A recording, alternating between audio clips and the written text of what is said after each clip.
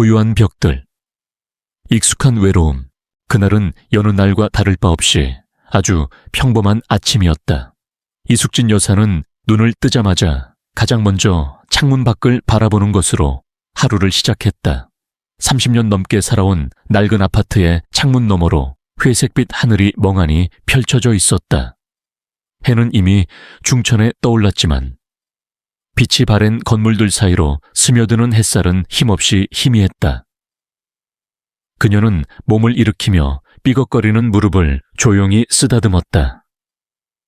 나이 든다는 건 무릎이나 허리처럼 눈에 보이는 곳이 삐걱거리는 것뿐 아니라 마음속 어딘가도 소리 없이 녹슬어가는 일이라고 그녀는 생각했다. 아침 일과는 늘 똑같았다. 거실 한편에 놓인 작은 화분에 물을 주고 몸을 덮이기 위해 뜨거운 허브차를 마셨다. 차를 홀짝이며 텔레비전을 켰다. 드라마 속 주인공들은 오늘도 사랑하고 싸우고 울고 웃었다. 그녀는 그들의 희로애락을 멀뚱히 지켜보며 때로는 못마땅하다는 듯 혀를 차기도 하고 때로는 흐리란 눈으로 잠시 멍하니 화면을 응시하기도 했다. 텔레비전을 끄면 세상은 다시 고요해졌다. 그 고요함 속에서 그녀는 천천히 뜨개질 바늘을 움직였다. 뜨개질은 시간의 흐름을 멈춰 세운 것처럼 느껴졌다. 한 코 한 코 바늘을 움직일 때마다 과거의 기억들이 실타래처럼 풀려나왔다.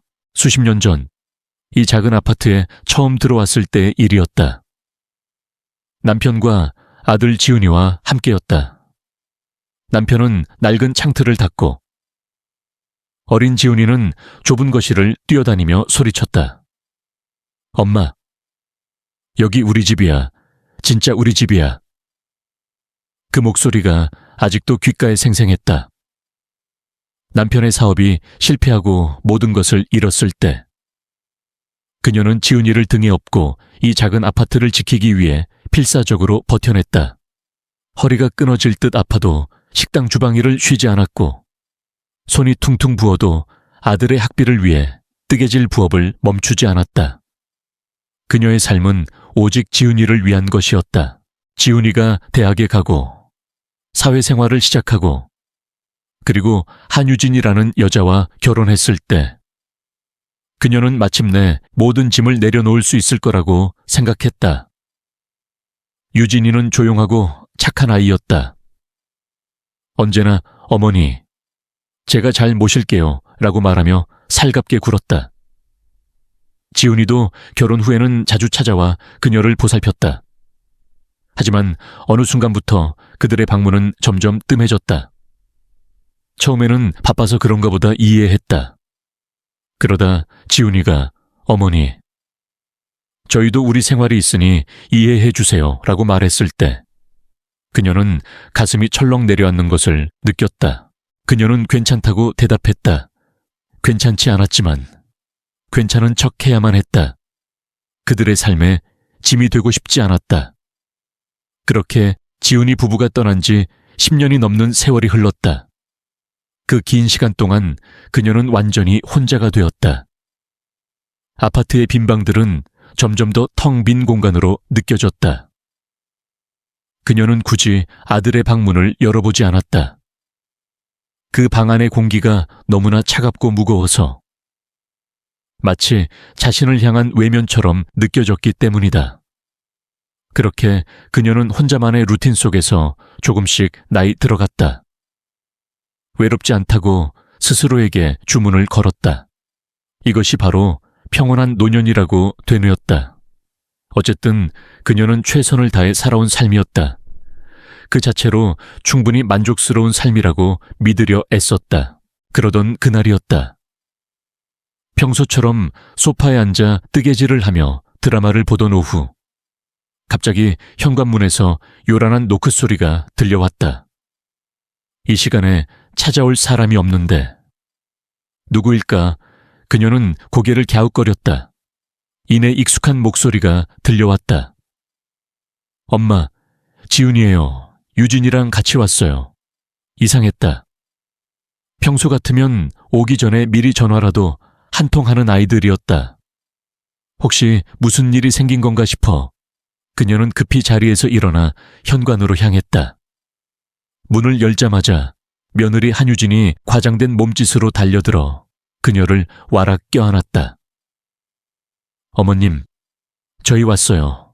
보고 싶어서 죽는 줄 알았어요. 갑작스러운 포옹에 그녀는 어색하게 유진이의 품에 안겼다. 그 순간 달콤하고 낯선 향수 냄새가 코끝을 간지럽혔다.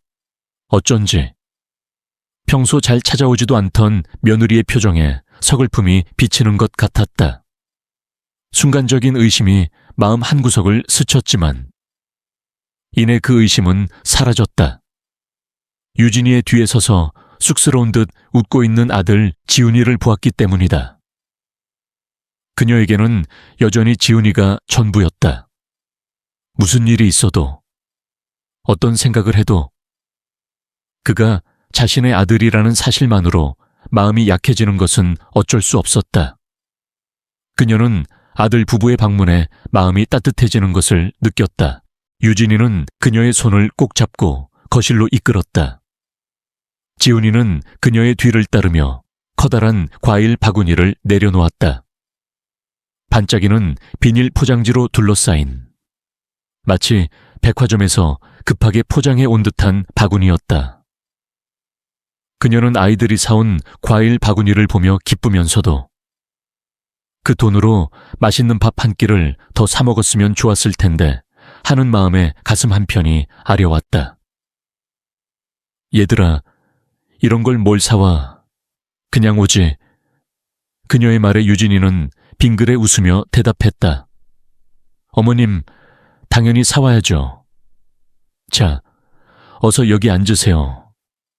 유진이는 그녀를 소파 상석에 앉히고는 옆에 바싹 다가붙어 앉았다.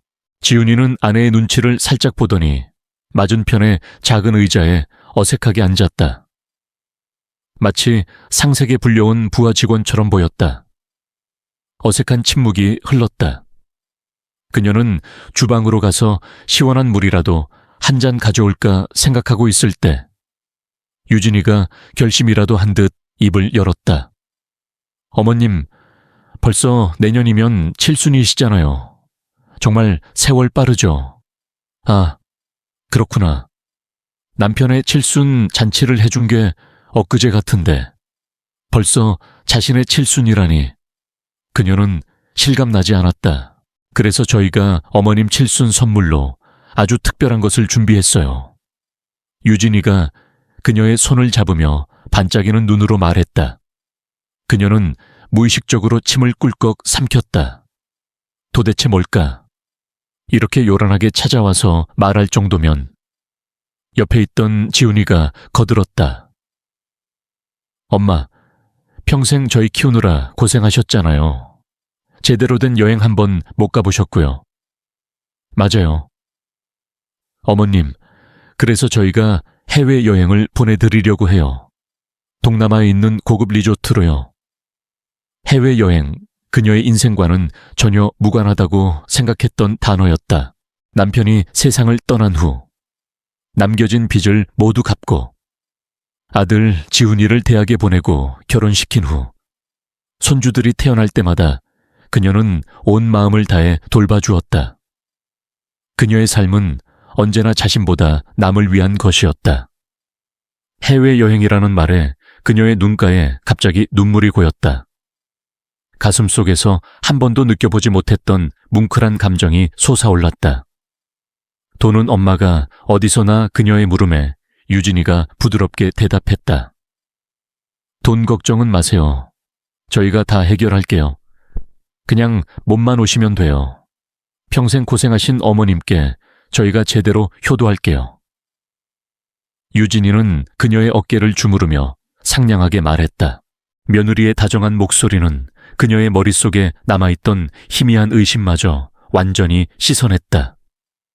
그래, 드디어 내 고생을 알아주는구나.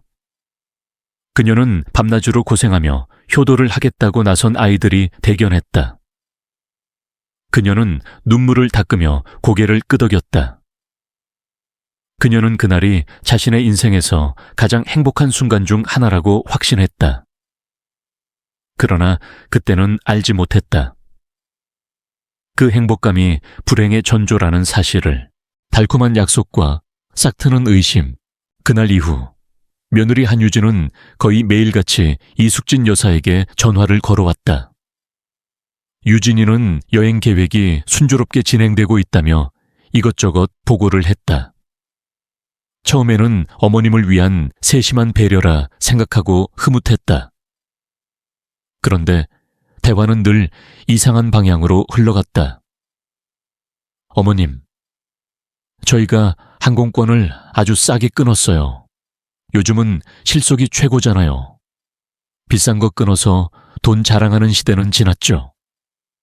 그녀의 말에 숙진 여사는 그저 아 그래 라고만 대답했다. 속으로는 의아했다. 평생에 한 번 있는 칠순 여행인데 굳이 그렇게까지 아낄 필요가 있을까 싶었다.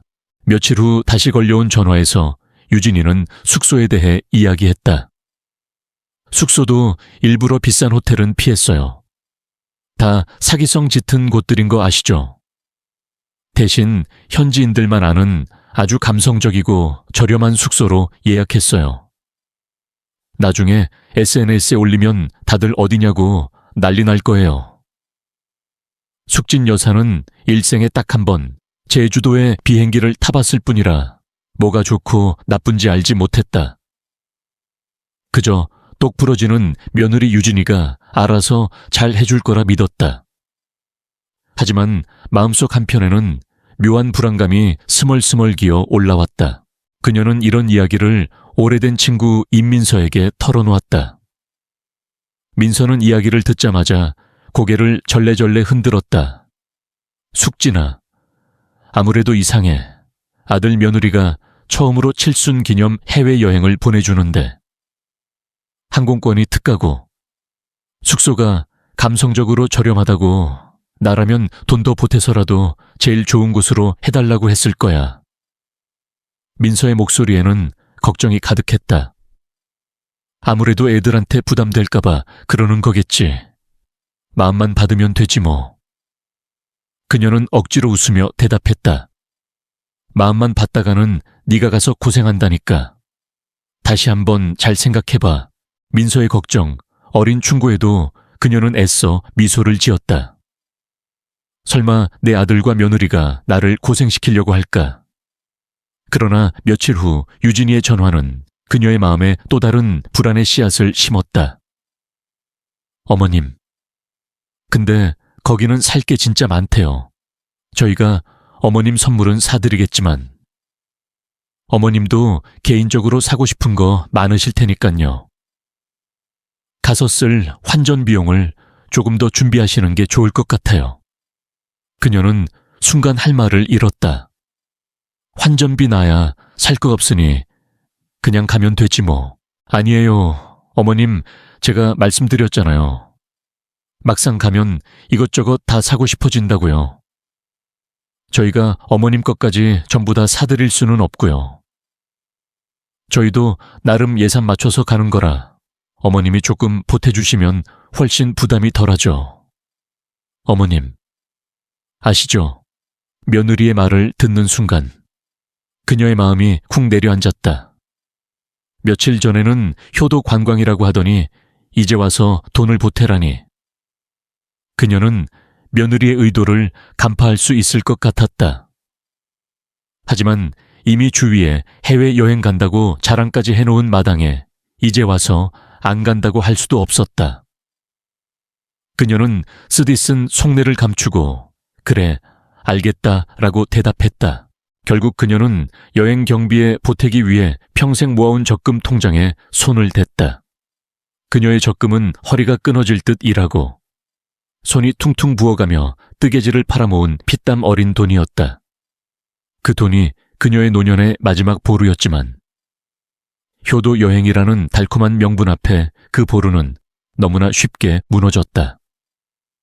그녀는 통장 잔액이 줄어드는 것을 보며 씁쓸하게 웃었다. 괜찮다. 이 정도 투자로 아이들이 기뻐한다면 그리고 그들과 함께하는 행복한 시간을 보낼 수 있다면 그걸로 충분하다고 스스로를 위로했다. 마침내 출발하는 날이 되었다. 설레는 마음에 그녀는 일찍 일어나 가장 아끼는 옷을 꺼내 입고 단장을 했다. 공항에서 만난 아들 지훈이는 그녀를 거의 본체 만취하고 셀카를 찍기 바빴다. 며느리 유진이는 그녀의 커다란 여행 가방을 보자마자 미간을 찌푸리며 한숨을 쉬었다. 어머님, 무슨 짐을 이렇게 많이 싸셨어요? 이민 가세요. 혹시 수화물 초과되면 어떡해요? 수화물 초과 어머니, 돈 내셔야 하잖아요. 며느리의 말이 시작부터 삐딱하게 들려 그녀는 마음이 상했다. 하지만 오늘은 좋은 날이니 참자고 마음 먹었다. 정말 기가 막힌 일은 항공권을 받고 난 뒤에 벌어졌다. 아들 지훈이는 창가 쪽 편안한 자리에, 유진이는 그 옆에 나란히 앉아 있었다. 그런데 그녀의 자리는 그들과 멀리 떨어진 복도 한가운데, 화장실 바로 앞 좌석이었다. 양옆에는 건장한 외국인 남자들이 앉아 그녀는 몸을 제대로 움직일 수도 없었다. 좌석이 왜 이래? 왜 나만 이렇게 따로 앉혀? 그녀가 멍한 표정으로 물었다. 며느리 유진이가 귀찮다는 듯 콧방귀를 뀌었다. 어머님, 특가 항공권이라 좌석 지정이 안 돼요. 어쩔 수 없잖아요. 그냥 몇 시간만 가면 되는데 뭘요? 금방 도착해요. 아들 지훈이는 아내의 말에 아무 말 없이 그저 그녀의 시선을 피할 뿐이었다. 그녀는 더 이상 아무 말도 하지 않았다. 비행기가 이륙하고 그녀는 멀리 떨어진 아들 부부의 자리를 바라보았다. 그들은 와인을 주문하고 이어폰을 나눠 끼고 영화를 보며 깔깔거리고 있었다. 그 모습을 본 순간 그녀는 직감했다. 이 여행은 내가 생각했던 효도 여행이 아닐지도 모른다는 것을.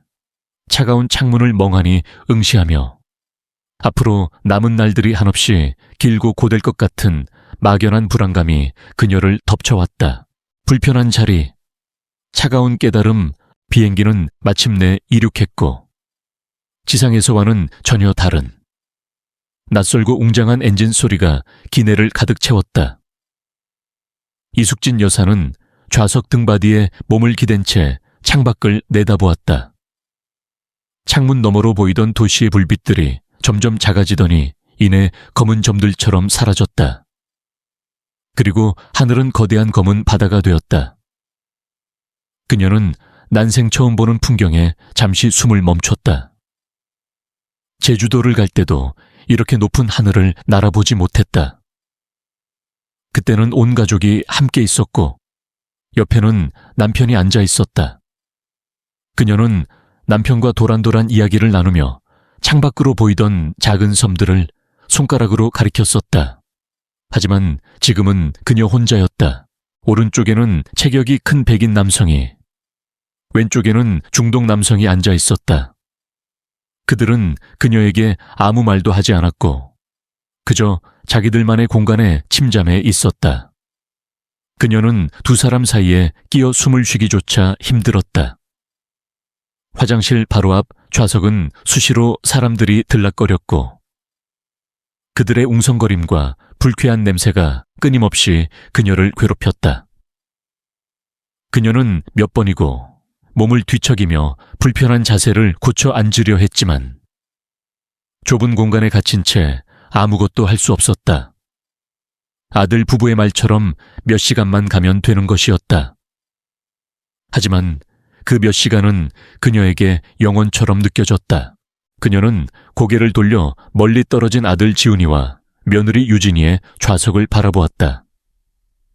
지훈이는 창가에 기대어 이어폰을 꽂고 영화를 보고 있었고 유진이는 와인을 홀짝이며 무언가 재미있는 이야기를 하고 있는지 환하게 웃고 있었다. 그들은 마치 이코노미 클래스에 자신들만 존재하는 것처럼 보였다. 그녀의 존재는 그들에게 이미 지워진 것 같았다. 어쩌면 그들은 그녀를 이 자리에 앉힌 것 자체를 아무렇지도 않게 생각하고 있을지도 모른다고 그녀는 생각했다. 처음에는 서운함이 몰려왔지만 이내 그 감정은 차가운 실망감으로 변해갔다. 이것이 그들이 말한 효도 여행일까? 그녀의 아들 부부가 그녀에게 베풀 수 있는 최고의 배려와 사랑일까? 그녀는 지난 날을 되짚어보았다. 아들을 키우기 위해 온몸을 바쳐 일했던 날들. 남편의 빚을 갚기 위해 잠을 줄여가며 뜨개질을 했던 밤들. 그리고 며느리를 처음 만났을 때의 따뜻한 눈빛. 그 모든 기억들이 지금 그녀의 머릿속에서 한데 뒤섞여 고통스러운 질문을 던지고 있었다. 내 모든 희생과 사랑은 결국 이런 대접을 받기 위함이었나? 그녀는 멍하니 창문 밖의 어둠을 응시했다. 창문에 비친 자신의 얼굴은 한없이 늙고 지쳐 보였다. 비행기 안의 시간이 느리게 흘러갔다. 그녀는 지훈이와 유진이가 무엇을 보고 무엇을 먹는지 힐끔거렸다. 그들은 끊임없이 웃고 이야기했다. 식사가 나왔을 때도 마찬가지였다. 그들은 맛있게 기내식을 먹고 서로의 접시에 있는 음식을 나눠주며 행복한 표정을 지었다. 그녀는 그들이 건네는 말 한마디를 듣기 위해 귀를 쫑긋 세웠지만 그들의 목소리는 너무나 멀었다. 그들의 세계와 그녀의 세계는 비행기 좌석 몇 개로 완전히 분리되어 있었다. 그녀는 자신의 식사를 거의 손대지 않았다. 음식을 삼킬 수가 없었다. 몇 시간의 비행 끝에 비행기는 목적지에 도착했다. 문이 열리고 훅 끼쳐오는 열기와 낯선 공기가 그녀의 온몸을 감쌌다. 한국의 쌀쌀한 겨울 날씨와는 전혀 다른 숨막힐 듯한 후텁지근한 공기였다. 그녀는 잠시 멍하니 서 있었다. 낯선 사람들의 왁자지껄한 소리, 알아들을 수 없는 언어가 그녀의 귀를 때렸다. 그 순간 아들 지훈이와 며느리 유진이는 이미 저만치 앞서 걸어가고 있었다. 그들은 서로 손을 잡고 행복한 표정으로 제잘거리고 있었다. 무거운 여행 가방을 끌고 그들을 따라가려 애쓰는 그녀를 그들은 눈치채지 못한 것 같았다. 간신히 그들을 따라잡아 택시를 탔다. 며느리 유진이는 스마트폰 화면을 기색에 보여주며 어설픈 영어로 숙소 주소를 말했다. 그녀는 상당히 능숙하게 움직이는 것처럼 보였다. 어머님, 이제 진짜 여행 시작이에요. 설레시죠? 유진이가 뒤를 돌아보며 물었지만 그녀는 창밖 풍경을 보는 척하며 대답하지 않았다. 비행기에서 이미 만신창이가 된 그녀의 마음은 아직 회복되지 않았다. 택시는 한참을 달렸다. 처음에는 화려한 건물들과 고급 상점들이 늘어서 있었지만 시간이 지날수록 거리는 점점 좁아지고 건물들은 낡아 보였다. 야자수가 드리워진 해변도 고급스러운 리조트도 보이지 않았다. 불안감이 엄습하는 가운데 택시는 담배 냄새가 진동하는 좁은 골목 끝에 멈춰 섰다. 다 왔어요. 어머님, 내리세요. 그녀가 택시에서 내리자 눈앞에 나타난 것은 페인트가 벗겨진 낡은 3층짜리 건물이었다. 입구에는 낡은 간판이 위태롭게 매달려 있었다. 그녀는 할 말을 잃었다. 이게 바로 며느리가 그토록 자랑하던 감성적 숙소란 말인가. 유진아, 여기가 우리가 묵을 곳이니? 그녀가 의심스러운 표정으로 묻자 유진이는 아무렇지 않은 듯 대답했다. 네. 어머님, 겉모습만 보고 판단하면 안 돼요. 안으로 들어가면 완전히 다른 세상이라니까요. 요즘 젊은 사람들은 이런 곳을 더 좋아해요. 진짜 여행 전문가들만 아는 곳이죠. 지훈이는 다시 한번 아내의 눈치를 살피며 말없이 짐을 내릴 뿐이었다. 그녀는 더 이상 묻지 않고 그들을 따라 안으로 들어갔다. 이미 부정을 해봐야 소용이 없다는 것을 알았다. 눅눅한 곰팡이 냄새가 코를 찔렀고 복도 조명은 절반만 켜져 있어 어둑했다. 삐걱거리는 나무 문을 열고 들어선 방에는 낡은 침대 2개와 작은 냉장고 하나가 전부였다. 화장실에서는 하수구 냄새가 역하게 올라왔다. 어머님은 저 침대 쓰세요. 저희는 여기 쓸게요. 유진이는 마치 큰 호의라도 베푸는 것처럼 말하며 그녀의 가방을 침대 구석으로 밀어 넣었다. 그리고는 갑자기 핸드폰을 꺼내 창가로 가더니 창문을 열고 커튼을 걷었다. 창밖으로는 옆 건물 벽만 칙칙하게 보였지만 유진이는 태연하게 가장 예쁜 각도를 찾더니 사진을 찍기 시작했다. 여보, 여기 좀 봐봐. 햇살 들어오는 게 완전 감성적이지 않아. 그녀는 몇 장의 보정된 사진을 찍더니 동남아 여행, 숨겨진 명소, 힐링타임, 효도 여행 같은 해시태그를 달아 SNS에 올렸다.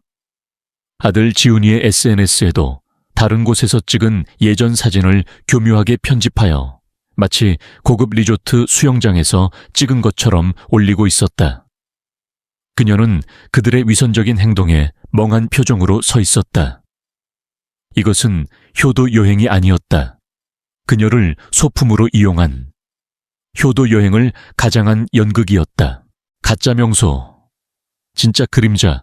해는 이미 서쪽으로 기울고 있었다. 눅눅하고 곰팡이 냄새 나는 방에 멍하니 서 있던 이숙진 여사는 그제야 현실을 깨달았다. 며느리 유진이가 온갖 가머니설로 포장했던 이 여행은 처음부터 끝까지 가짜였다. 효도라는 거창한 이름 아래 숨겨진 초라하고 냉정한 현실이었다. 그녀는 짐을 풀지도 않은 채 낡은 침대 끝에 걸터 앉았다. 마음속으로 수만 개의 질문들이 폭풍처럼 휘몰아쳤다. 도대체 왜 이렇게까지 하는 걸까? 방안은 빠르게 어두워졌다. 며느리 유진이는 창밖의 옆 건물 벽을 배경으로 몇 장의 사진을 더 찍더니 아들 지훈이를 끌고 밖으로 나갔다. 어머님, 저희 저녁 먹고 올게요. 배고프시죠? 지훈이가 뒤늦게 형식적인 말을 건넸지만 이미 그들의 발걸음은 밖을 향하고 있었다. 그녀는 아무 대답도 하지 못했다. 그저 멀어지는 두 사람의 뒷모습을 멍하니 바라볼 뿐이었다. 낡은 방문이 삐걱 소리를 내며 닫히자 방 안에는 고요함만이 남았다. 그녀는 그 고요함 속에서 완전히 혼자가 되었다. 어둠이 내려앉은 방 안에서 그녀는 한참을 앉아 있었다. 배가 고팠지만 몸을 일으킬 힘이 없었다. 가슴 속에서 먹먹하고 뜨거운 무언가가 올라오는 것 같았다. 그것은 분노였지만 동시에 그녀 자신을 향한 깊은 실망감이었다. 왜 나는 그들의 말에 속았을까? 왜 나는 그들의 가식을 알아보지 못했을까? 그녀는 자신의 순진함과 어리석음이 너무나 원망스러웠다. 그녀는 눈을 감았다. 눈앞에는 그녀의 모든 것을 바쳐 키웠던 아들의 얼굴이 떠올랐다. 어린 시절에 맑고 순수했던 그 얼굴이 이제는 아내의 눈치를 보며 시선을 피하는 남자의 얼굴과 겹쳐졌다. 그녀는 천천히 자리에서 일어나 짐 가방을 열었다. 가방 안에는 딸기맛 초코파이와 바삭한 김부각이 들어있었다. 그녀가 혹시나 입맛에 맞지 않는 음식을 먹게 될까봐 손수 챙겨온 간식이었다. 그녀는 초코파이 1개를 꺼내 봉지를 뜯었다. 입안에 넣자 달콤한 맛이 퍼졌다. 하지만 목구멍으로는 넘어가지 않았다. 그녀는 초코파이를 씹다 말고 멍하니 뱉어냈다. 그녀의 눈가의 눈물이 고이기 시작했다. 그녀는 그제야 모든 것을 인정했다. 이 여행은 효도 여행이 아니었다. 그녀를 속이고 이용하기 위한 치밀한 계획이었다. 그날 밤 아들 부부는 한참이 지나서야 방으로 돌아왔다. 술에 취한 듯 얼굴이 발그레했고 서로 마주보며 깔깔거렸다. 어머님, 저희 재미있게 놀다 왔어요. 유진이가 밝은 목소리로 말했지만 그녀는 아무 대답도 하지 않았다. 그녀의 침묵에 유진이는 어색해하며 지훈이를 끌고 침대로 향했다. 그들은 얇은 담요를 덮고 서로 귓속말을 주고받으며 웃었다. 그녀는 그들이 나누는 이야기 속에서 호텔, 라운지, 칵테일 같은 단어들을 희미하게 들을 수 있었다. 그들이 그녀를 두고 몰래 다녀온 곳이 어디인지 짐작할 수 있었다. 그녀는 밤새 잠을 이루지 못했다. 등 밑으로 느껴지는 낡은 침대의 스프링 소리가 그녀의 마음속 울음소리처럼 들렸다. 옆 침대에서는 아들 부부의 평화로운 숨소리가 규칙적으로 들려왔다. 그들의 평화가 그녀의 마음을 더욱 난도질했다. 그녀는 천천히 몸을 일으켜 화장실로 향했다. 불을 켜자 거울 속에는 한없이 초라하고 늙은 여자가 서 있었다. 그 여자는 바로 자신이었다. 그녀는 거울 속의 자신을 보며 조용히 다짐했다. 이대로 무너지지 않겠다고, 이 여행이 끝나는 대로. 그녀는 그들에게서 완전히 자유로워질 것이라고. 다음날 아침, 유진이는 마치 아무 일도 없었다는 듯 그녀에게 살갑게 굴었다. 어머님, 오늘 쇼핑 가실래요? 저희가 어머님께 멋진 옷 한 벌 사드릴게요. 그녀는 말없이 고개를 끄덕였다. 그녀는 더 이상 그들과 다투거나 화내고 싶지 않았다. 그들의 연극에 마지막까지 참여해주기로 마음먹었다. 그들은 택시를 타고 시내가 아닌 왁자지껄하고 지저분한 재래시장으로 향했다. 어머님, 여기가 진짜 쇼핑의 천국이에요. 한국에 있는 명품들은 다 가짜잖아요. 여기에서 진짜 기념품을 사야죠. 유진이는 흥분한 목소리로 말했다. 시장은 온갖 저렴한 물건들로 가득했다. 유진이는 코끼리 그림이 그려진 촌스러운 티셔츠 몇 장과 조잡한 나무 장식품들을 흥정하며 구입했다. 그리고는 마치 큰 선물을 베푸는 양 그녀에게 건넸다. 자, 어머님, 이게 어머님 드릴 선물이에요. 예쁘죠? 그녀는 말없이 고개를 끄덕였다. 30분 남짓 시장을 돌아다니자 유진이는 피곤한 기색을 내비쳤다. 어머님, 날도 더운데 힘드시죠? 저희가 택시 불러드릴 테니 어머님은 먼저 숙소 가서 쉬세요. 저희는 좀 더 구경하고 들어갈게요.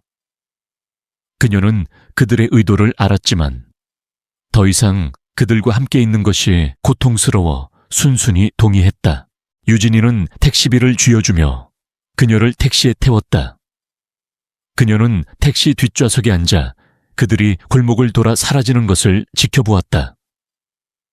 그녀의 택시가 골목을 빠져나오자마자 그들은 기다렸다는 듯이 큰 길로 나와 다른 택시를 잡았다. 그들이 탄 택시는 도시의 가장 크고 화려한 명품 아웃렛 매장으로 향하고 있었다. 그녀는 그들의 위선에 더 이상 화가 나지 않았다. 그저 씁쓸한 웃음만이 흘러나올 뿐이었다. 그날 밤, 유진이는 양손 가득 화려한 쇼핑백을 들고 돌아왔다. 그녀가 평생 들어본 적 없는 명품 브랜드들의 로고가 선명하게 찍혀 있었다. 지훈이는 그녀의 뒤를 묵묵히 따르며 짐꾼 노릇을 했다. 유진이는 그녀 앞에서 쇼핑백을 침대 밑에 숨기는 척했지만 그녀가 잠시 화장실에 간 사이 쇼핑백들을 꺼내 하나씩 거울 앞에서 착용해보는 것을 그녀는 똑똑히 보았다. 그때 그녀는 분노나 슬픔을 느끼지 않았다. 대신 차가운 결심만이 그녀의 마음속에 더욱 단단하게 굳어졌다. 이 여행이 끝나는 대로 두 사람은 그녀의 인생에서 완전히 지워질 것이다. 쓸쓸한 저녁 식사, 그리고 아들의 메시지. 다음 날 아침, 셋이 함께하는 아침 식사 자리에는 어색하고 무거운 침묵이 흘렀다. 아들 지훈이와 며느리 유진이는 서로에게만 말을 건넬 뿐 이숙진 여사를 없는 사람 취급했다.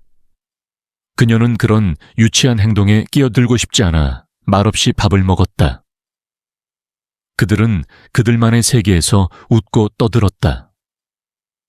그녀는 그들의 웃음소리가 마치 그녀를 비웃는 것 같아 밥알이 모래처럼 서걱거리는 기분이었다. 아침 식사를 마치고 그들이 외출을 준비할 때였다. 유진이가 그녀에게 말했다. 어머님, 저희가 오늘 근처에 아주 유명한 현지 식당에 예약을 해놨어요. 근데 거기는 진짜 향신료 맛이 강하고 매워서 어머님 입맛에 안 맞을 거예요. 혹시라도 가서 배탈 나면 큰일이잖아요. 그녀는 며느리의 뻔한 거짓말에 아무 말도 하지 않았다. 유진이는 계속해서 말했다. 그래서 저희가 알아봤는데 이 골목 끝에 작은 한식당이 있대요. 거기서 김치찌개 드시면 딱 좋을 것 같아요. 저희는 금방 먹고 올게요. 유진이는 그녀의 손에 현지 화폐를 쥐어주었다. 딱 김치찌개 한 그릇 값이었다. 지훈이는 옆에서 그저 엄마, 거기서 드세요. 저희 금방 갔다 올게요. 라고 덧붙일 뿐이었다. 그리고는 아내의 뒤를 따라 재빨리 나갔다. 텅 빈 방에 홀로 남겨진 그녀는 손에 든 돈을 한참 동안 바라보았다. 눈물이 왈칵 쏟아져 내렸지만 그녀는 이 낯선 땅에서 굶어 죽을 수는 없다는 생각에 힘없이 몸을 일으켰다. 며느리가 알려준 식당은 낡고 허름했다. 주인 아주머니는 그녀의 초라한 모습이 안쓰러웠는지 반찬을 이것저것 더 챙겨주었다. 그녀는 그제야 허겁지겁 밥을 먹기 시작했다. 낯선 곳에서.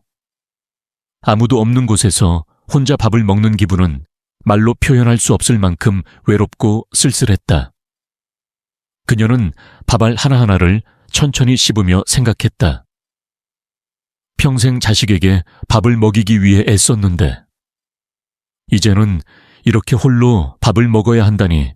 그때 그녀의 휴대폰에서 알림음이 울렸다. 며느리 유진이가 보낸 메시지였다. 메시지에는 먹음직스러운 랍스터 요리와 와인 사진이 첨부되어 있었다. 어머님, 저희는 맛있는 저녁 식사하고 있어요. 어머님도 맛있게 드세요. 라고 쓰여 있었다. 사진을 보는 순간 그녀는 더 이상 밥을 먹을 수 없었다. 목이 메어 밥알이 넘어가지 않았다. 그녀는 숟가락을 내려놓았다. 그날 밤 아들 부부는 한참이 지나서야 숙소로 돌아왔다. 그들은 술에 취해 서로에게 기대어 웃고 있었다. 그녀는 그들의 행복한 웃음소리가 마치 그녀의 외로움을 조롱하는 것 같아 괴로웠다. 그녀는 밤새 한숨도 자지 못했다. 등 밑에서는 낡은 침대 스프링 소리가 삐걱거렸고 옆 침대에서는 아들의 숨소리가 거칠게 들려왔다. 그녀는 이 지옥 같은 여행을 언제까지 견뎌야 할지 알 수 없었다. 지갑의 행방, 그리고 마지막 희생, 여행 셋째 날 아침이 밝았다. 방 안은 여느 날과 달리 소란스러웠다. 아들 지훈이가 갑자기 방을 뒤집어 엎으며 난리를 치기 시작했다. 어휴, 내 지갑이 없어졌어. 지훈이는 침대 밑을 뒤지고 옷가지들을 털고 가방을 몇 번이나 뒤져보았지만 지갑은 보이지 않았다. 며느리 유진이는 그녀의 옆에서 발을 동동 구르며 초조한 표정을 지었다. 어휴, 여보, 어떡해. 분명 어제 저녁 먹고 나서 있었는데 식당에 두고 왔나. 지훈이가 불안한 듯 중얼거렸다. 아니, 계산하고 분명히 주머니에 넣는 거 봤는데 아무리 생각해도 지갑은 보이지 않았다.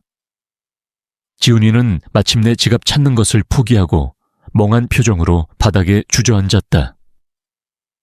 유진이는 남편을 위로하는 척 그의 등을 두드리더니 이내 몸을 돌려 그녀를 바라보았다. 그녀의 눈빛에는 그녀가 오랫동안 기다려왔다는 듯한 교활함이 번뜩였다. 어머님, 어떡하죠? 저희가 너무 부주의했나 봐요. 오늘 계획했던 거 전부 다 취소해야 할 것 같아요. 어머님 모시고 온 여행인데 이렇게 돼서 죄송해요. 근데 저희한테는 가진 돈이 하나도 없어서요. 어떡하죠? 유진이는 말을 멈췄고 지훈이는 마지못해 입을 열었다. 엄마, 정말 죄송한데 오늘 하루만 엄마 카드를 좀 쓰면 안 될까요? 한국 돌아가자마자 바로 갚아드릴게요. 드디어 올 것이 왔다고 그녀는 생각했다. 그녀는 잠시 머뭇거리는 척하다가 지갑에서 카드를 꺼내 아들에게 건넸다. 자, 여기 잃어버리지 말고 꼭 필요한 데에만 써야 한다. 어머님, 정말 감사해요. 역시 엄마밖에 없어요. 유진이는 마치 기다렸다는 듯이 그녀의 손에서 카드를 거의 낚아채듯 가져갔다. 그리고는 언제 불안해했냐는 듯 얼굴에 환한 미소를 지었다. 정말 이상한 일이었다. 그녀가 카드를 건네자마자 아들 부부의 씀씀이가 밤새 바뀐 것처럼 달라졌다. 어제까지 길거리 음식 하나 사 먹을 때도 망설이던 그들이 이제는 비싼 고급 레스토랑에서 가장 비싼 메뉴를 주문했고 유명 관광지 입장권을 사기 위해 줄을 서는 것도 싫다며 VIP 패스를 끊었다. 유진이는 기념품 가게에 들어갈 때마다 아무렇지 않게 이것저것 집어들었고 지훈이는 그녀의 카드를 꺼내 긁었다. 어머님, 이것 봐요. 예쁘죠? 이것도 어머님 선물이에요. 유진이는 그녀에게 선물을 사주는 척하면서 사실은 자신이 갖고 싶은 물건들을 마음껏 사고 있었다. 그녀는 그녀에게 아양을 떨며 계속해서 말했다. 어머님은 이럴 때 쓰려고 돈 버셨잖아요. 그렇죠. 그녀는 아무 말 없이 그들의 행동을 지켜보았다. 평생 흘린 땀과 눈물로 모은 돈이 그들의 허영심을 채우는데 마치 물처럼 흘러나가는 것을 지켜보는 것은 겪어보지 않은 사람은 모르는 고통이었다. 그날 오후 그들은 아름다운 경치가 보이는 야외 카페에 앉았다. 시원한 바람과 눈앞에 펼쳐진 푸른 바다가 부러웠지만 그녀의 마음은 흔들리지 않았다. 그녀는 직감적으로 그들에게 또 다른 계획이 있다는 것을 느꼈다. 아니나 다를까. 한참을 경치를 구경하는 척하던 지훈이가 조심스럽게 입을 열었다. 엄마, 드릴 말씀이 있어요. 그녀는 찻잔을 내려놓고 아들을 똑바로 바라보았다. 지훈이는 그녀의 시선을 피하며 머뭇거렸다. 엄마가 지금 살고 있는 그 아파트 말이에요. 혼자 살기에는 너무 넓기도 하고 관리하기 힘드시잖아요. 드디어 본론으로 들어왔다고 그녀는 생각했다. 지훈이는 계속해서 말을 이어갔다. 그리고 그대로 두면 매년 세금도 많이 나오고요. 매년 내는 세금에 대한 이야기가 길어지자 옆에서 듣고 있던 유진이가 짜증스러운 표정으로 끼어들었다. 어머님, 제가 솔직하게 말씀드릴게요. 요즘 같은 저금리 시대에 아파트 갖고 있는 건 바보 같은 짓이에요. 현금 흐름도 없고요. 그래서 저희가 아주 확실한 투자처를 알고 있거든요. 어머님 아파트 팔아서 그 돈 저희한테 맡기시면 저희가 투자를 할게요. 그리고 매달 생활비를 연금처럼 따박따박 보내드릴게요. 지금보다 훨씬 더 편하게, 풍족하게 사실 수 있어요. 유진이는 마치 그녀에게 엄청난 은혜라도 베푸는 양 당당하게 말했다. 그 말을 듣는 순간 그녀는 기가 막혔다. 평생 남편과 함께 땀 흘려 가꾼 그들의 가족 역사가 고스란히 담긴 집을 팔아 자신들의 사업 자금으로 쓰겠다는 말이었다. 그녀를 위하는 척하지만 결국 그녀의 마지막 재산마저 빼앗으려는 사기극이었다. 그녀는 더 이상 들을 필요가 없다고 생각했다. 됐다. 그런 생각은 하지도 않았으니 다시는 그런 말 꺼내지도 마라. 단호하게 말을 잘랐다. 아니요. 어머님, 이건 어머님을 위한 일이라니까요. 왜 저희를 못 믿으세요? 그녀는 조용하지만 흔들림 없는 목소리로 말했다. 나는 내 집에서 살다가 내 집에서 죽을 거다. 그 집은 네 아버지랑 내가 평생을 바쳐 지킨 곳이야. 돈 몇 푼으로 바꿀 수 있는 게 아니야. 그녀의 말이 끝나자 화기애애했던 카페의 분위기는 순식간에 얼어붙었다. 지훈이는 그녀와 유진이의 눈치를 번갈아 보며 안절부절 못했고, 유진이는 믿을 수 없다는 표정으로 그녀를 노려보았다. 이내 유진이는 손에 들고 있던 포크를 쨍소리가 나게 테이블에 내려놓았다. 그 작은 소리가 그녀의 귓게는 천둥소리처럼 들렸다. 유진이의 상냥하고 착했던 가면이 벗겨지고 차갑고 계산적인 본성이 드러나고 있었다. 얼어붙은 침묵. 텅 빈 오후, 아파트 매매 제안을 거절한 다음 날 아침 식탁의 공기는 성인군자의 그것처럼 차갑게 식어 있었다. 아들 지훈이는 그녀를 투명인간처럼 대했고, 유진이와 자기들끼리만 이야기를 나누었다. 그녀가 말을 걸면 못 들은 척 다른 이야기를 해버렸다. 그녀는 그런 유치한 행위에 끼어들고 싶지 않아 말없이 식사만 했다. 식사 끝 무렵 유진이가 그녀가 들으라는 듯 큰 소리로 말했다. 여보, 우리 오늘 예약한 크루즈 여행 늦겠다. 얼른 준비해야지. 아, 맞다. 오늘 엄마는 같이 안 가셔도 되지. 지훈이가 마지못해 물었지만 진심으로 궁금해서 묻는 것이 아니었다. 그저 형식적인 질문이었다. 아니나 다를까. 유진이는 기다렸다는 듯이 지훈이의 말을 잘라버렸다.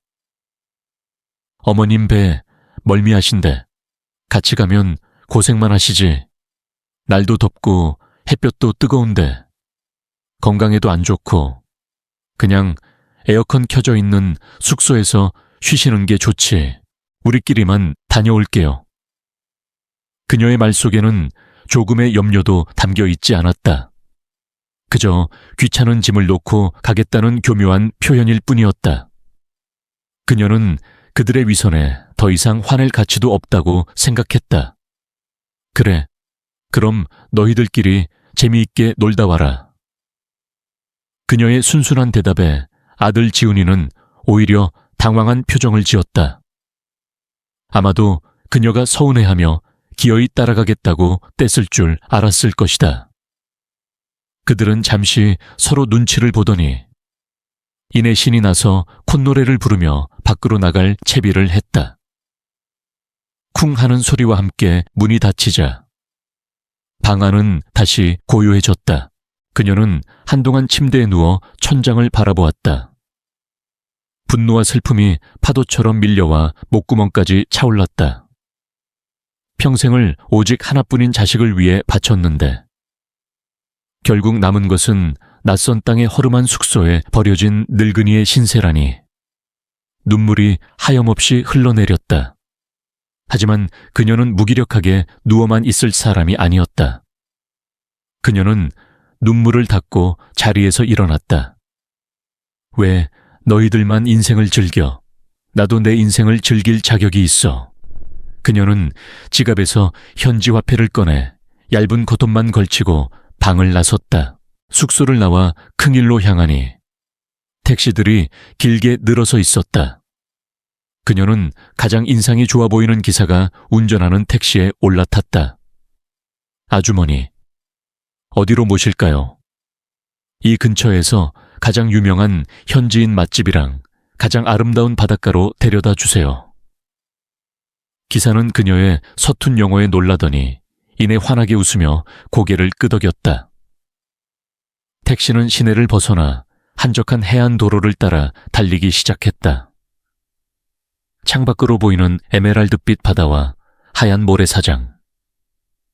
빽빽하게 들어선 야자수들을 보며 꽉 막혔던 그녀의 가슴이 조금씩 풀리는 것을 느꼈다. 기사는 관광객들이 없는 작은 어촌 마을의 허름한 식당 앞에 그녀를 내려주었다. 식당 안은 현지인들로 북적였고 활기가 넘쳤다. 기사의 추천대로 싱싱한 해산물로 만든 현지 음식을 주문했다. 처음 맛보는 낯선 향신료였지만 신기하게도 입안에서 사르르 녹아내렸다. 남을 위한 밥이 아닌 오직 자신만을 위한 밥을 먹는 것이 수십 년 만에 처음이었다.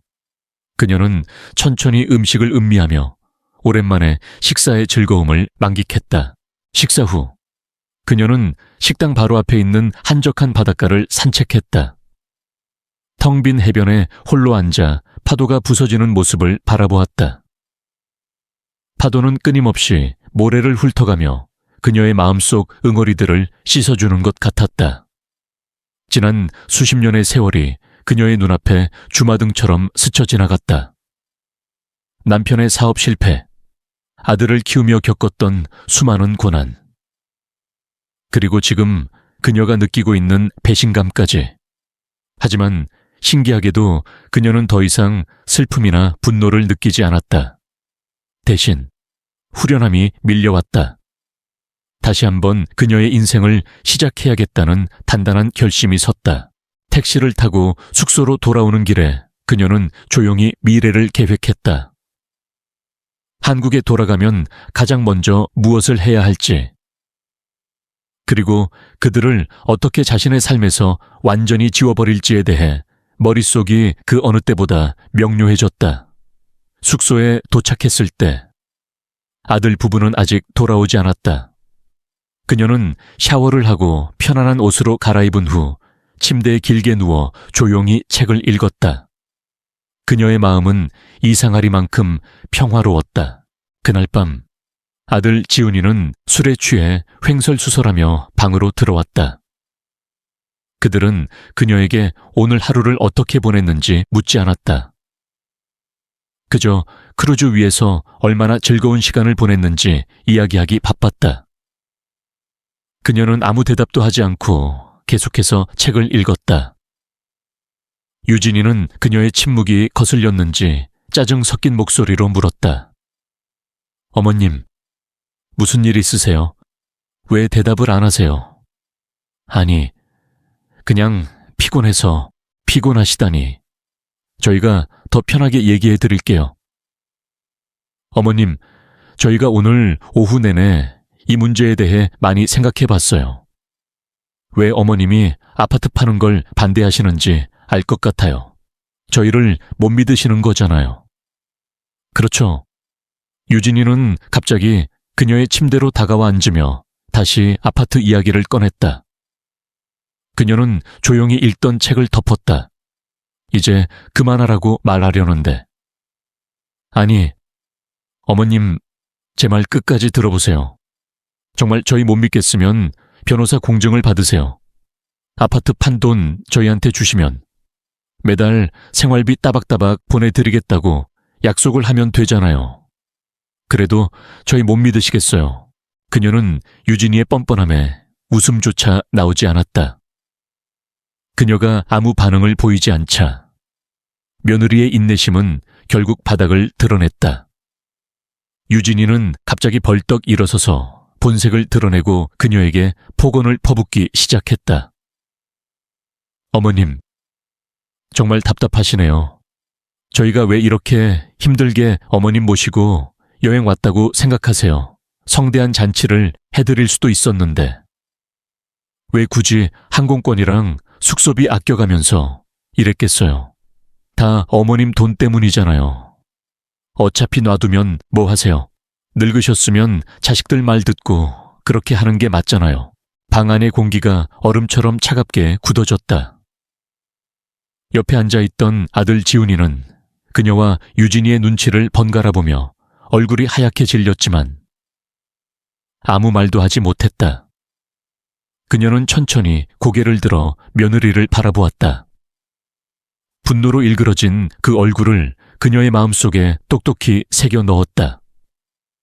그리고 그 옆에서 아내가 늙은 어머니에게 폭언을 퍼붓는 것을 지켜보며 비겁하게 침묵하는 아들의 얼굴도 그 순간 그녀의 마음속에서 무언가가 툭 하고 끊어졌다. 아, 이것이 정말 끝이구나.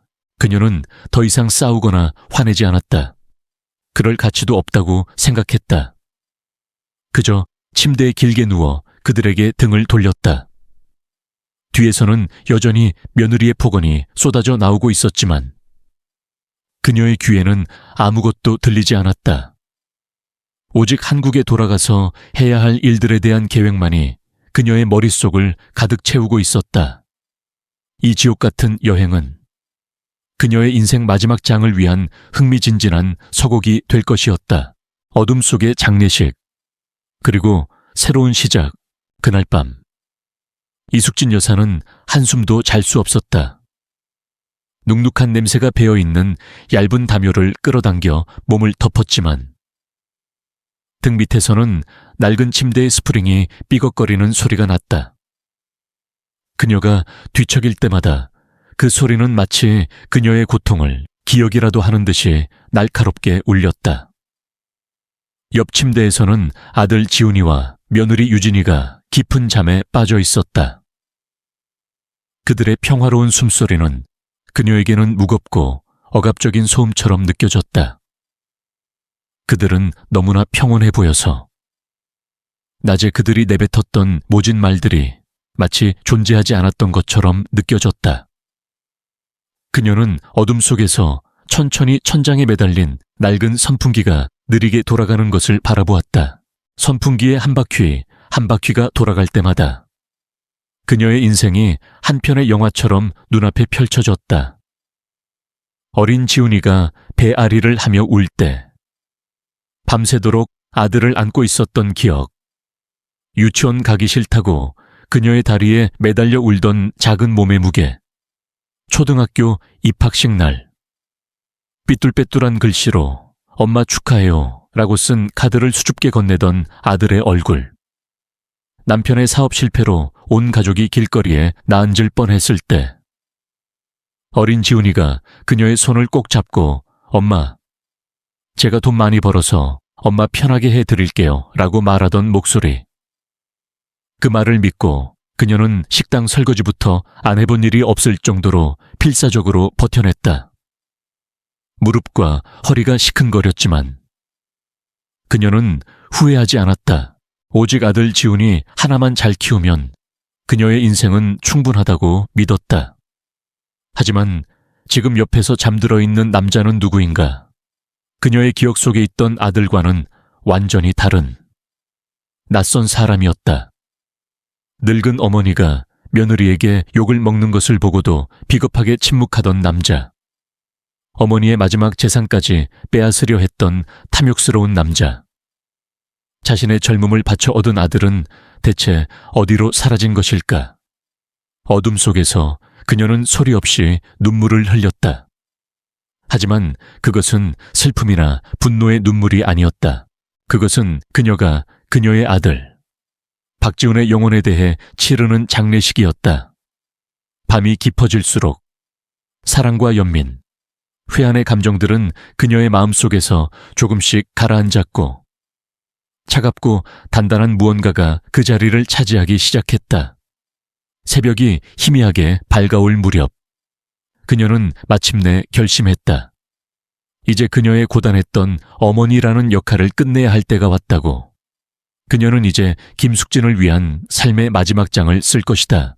다음 날 아침 그녀는 다른 사람들이 일어나기 전에 먼저 눈을 떴다. 아들 지훈이는 그녀의 마음속에 어떤 폭풍이 휘몰아치고 있는지 전혀 모른 채 깊은 잠에 빠져 있었다. 그녀는 조심스럽게 침대에서 내려와 소리 없이 짐을 챙겼다. 하나하나 가방에 물건을 넣는 그녀의 손길은 마치 오랫동안 준비해온 의식을 치르듯 놀라울 정도로 차분했다.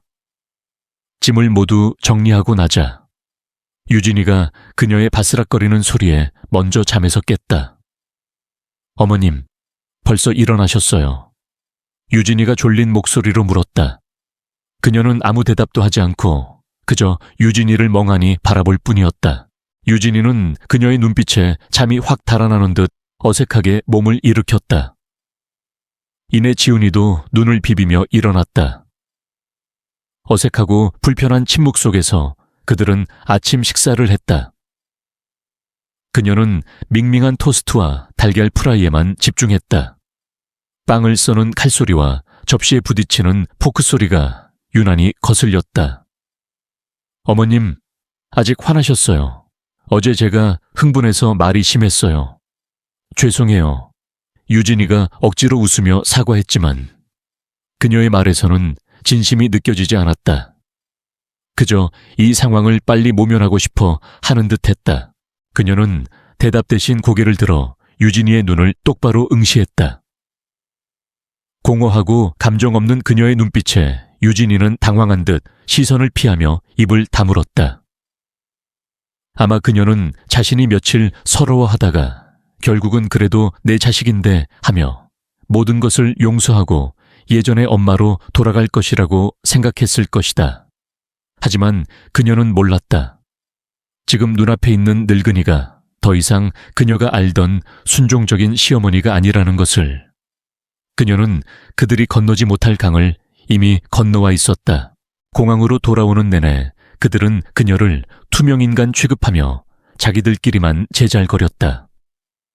그들의 이야기는 사소한 잡담이었고 그녀는 더 이상 그들의 이야기에 귀 기울이지 않았다.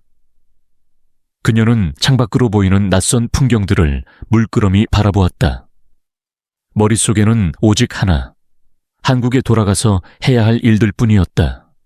새로운 아파트를 알아보고 그들의 전화번호를 차단하고 그리고 그녀만의 시간을 보내는 것, 이 모든 것들이 그녀의 가슴을 뛰게 했다. 그녀는 더 이상 그들의 그늘 아래에서 살지 않을 것이다. 마지막 소풍. 홀로 걷는 길. 공항에 도착하자마자 아들 부부는 재빨리 수속을 밟았다. 그들은 여전히 이숙진 여사를 없는 사람처럼 대했고 그들끼리만 속삭이며 웃었다. 그녀는 말없이 그들을 뒤따랐다. 그들의 등 뒤에서. 그녀는 마치 그들을 쫓아가는 그림자 같았다.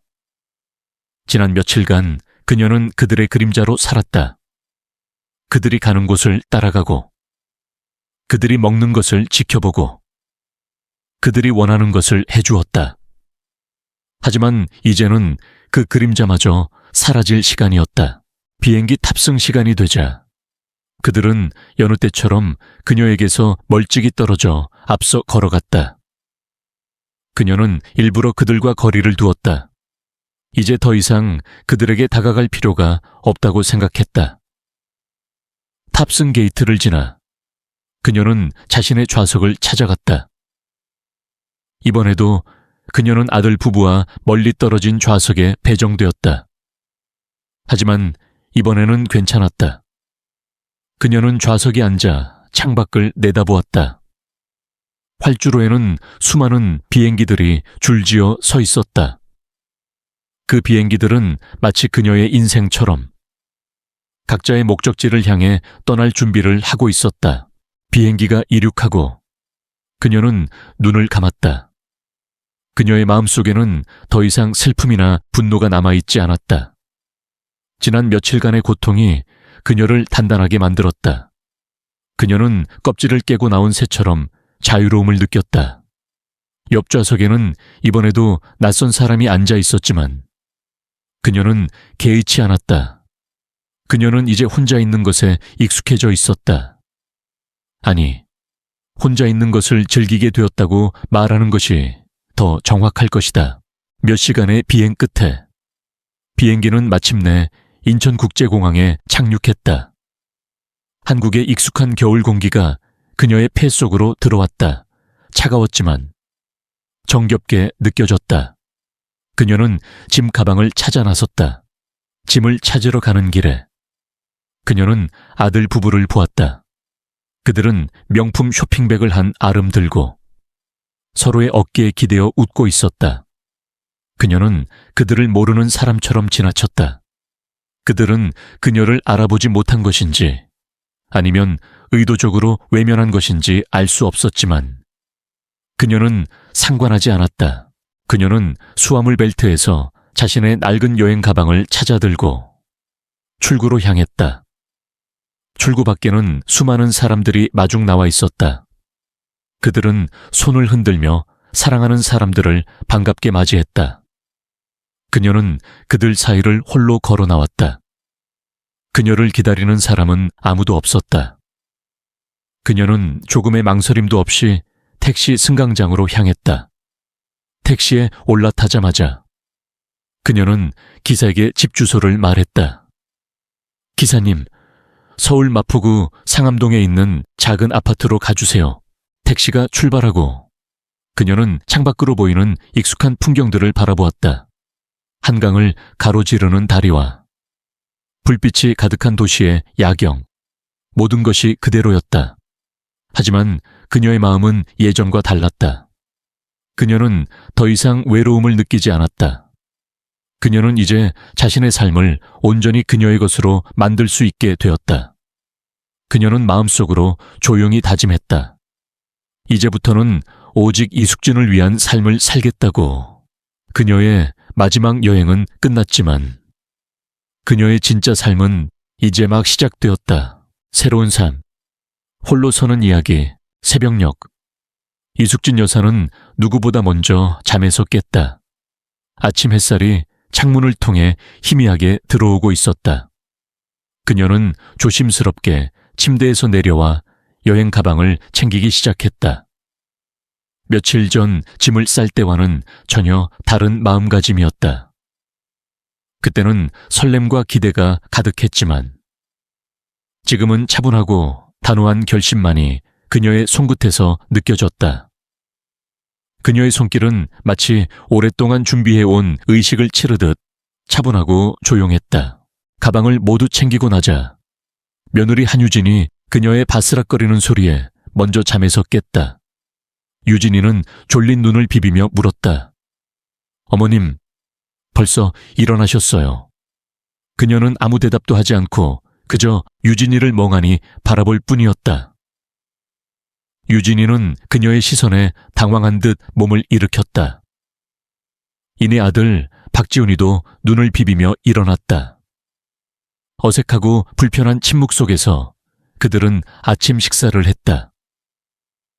그녀는 밍밍한 토스트와 달걀 프라이에만 집중했다. 빵을 써는 칼소리와 접시에 부딪히는 포크 소리가 유난히 거슬렸다. 어머님, 아직 화나셨어요. 어제 제가 흥분해서 말이 심했어요. 죄송해요.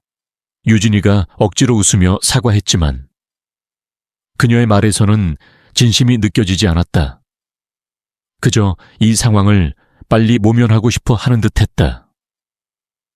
그녀는 대답 대신 고개를 들어 유진이의 눈을 똑바로 응시했다. 공허하고 감정 없는 그녀의 눈빛에 유진이는 당황한 듯 시선을 피하며 입을 다물었다. 아마 유진이는 그녀가 며칠 서러워하다가 결국은 그래도 내 자식인데 하며 모든 것을 용서하고 예전의 엄마로 돌아갈 것이라고 생각했을 것이다. 하지만 유진이는 몰랐다. 지금 눈앞에 있는 늙은이가 더 이상 그녀가 알던 순종적인 시어머니가 아니라는 것을. 이숙진 여사는 그들이 건너지 못할 강을 이미 건너와 있었다.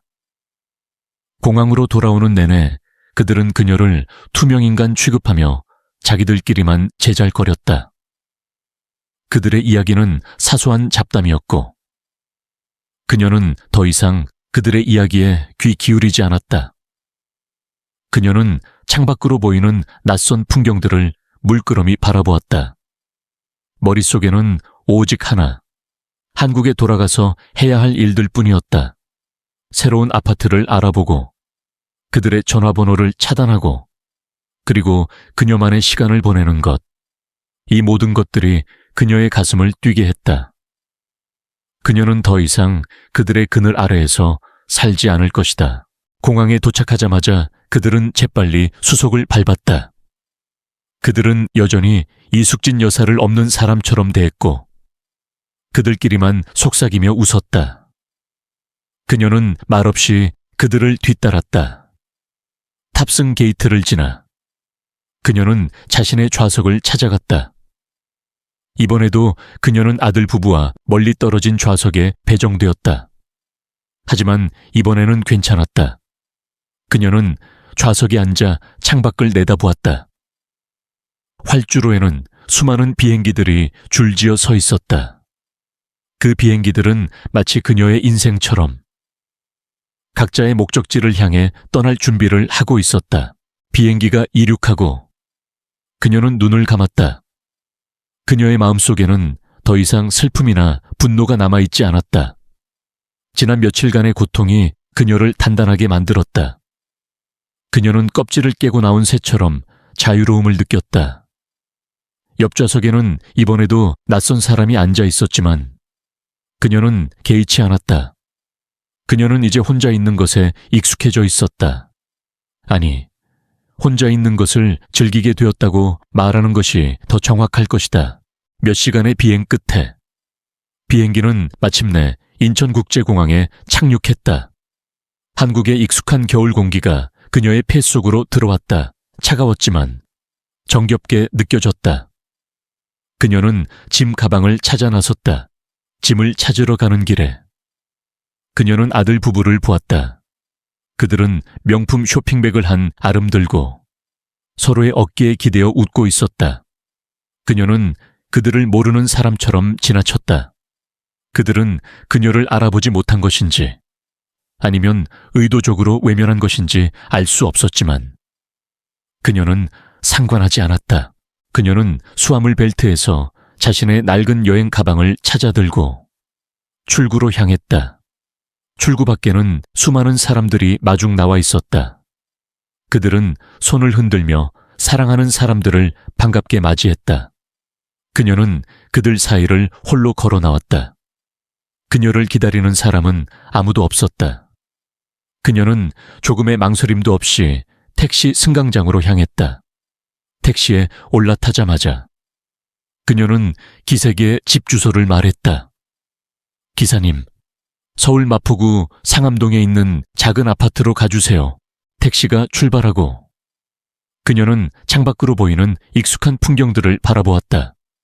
한강을 가로지르는 다리와 불빛이 가득한 도시의 야경, 모든 것이 그대로였다. 하지만 그녀의 마음은 예전과 달랐다. 그녀는 더 이상 외로움을 느끼지 않았다. 그녀는 이제 자신의 삶을 온전히 그녀의 것으로 만들 수 있게 되었다. 그녀는 마음속으로 조용히 다짐했다. 이제부터는 오직 이숙진을 위한 삶을 살겠다고. 그녀의 마지막 여행은 끝났지만 그녀의 진짜 삶은 이제 막 시작되었다. 에필로그. 집에 도착한 그녀는 가장 먼저 휴대폰을 들었다.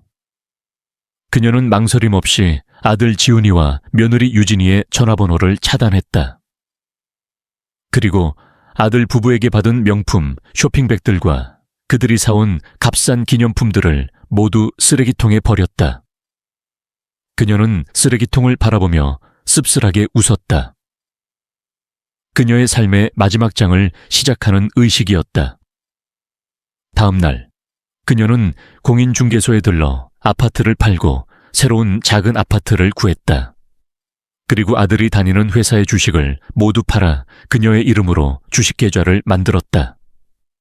더 이상 그녀의 삶에 그들의 흔적은 남아있지 않았다. 그녀는 이제 완전히 자유로워졌다.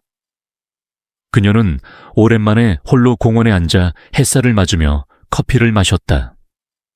그녀의 눈가에 눈물이 고였다. 하지만 그것은 슬픔의 눈물이 아니었다. 그것은 새로운 삶을 향한 감동과 희망의 눈물이었다. 그녀의 삶은 이제부터가 시작이었다.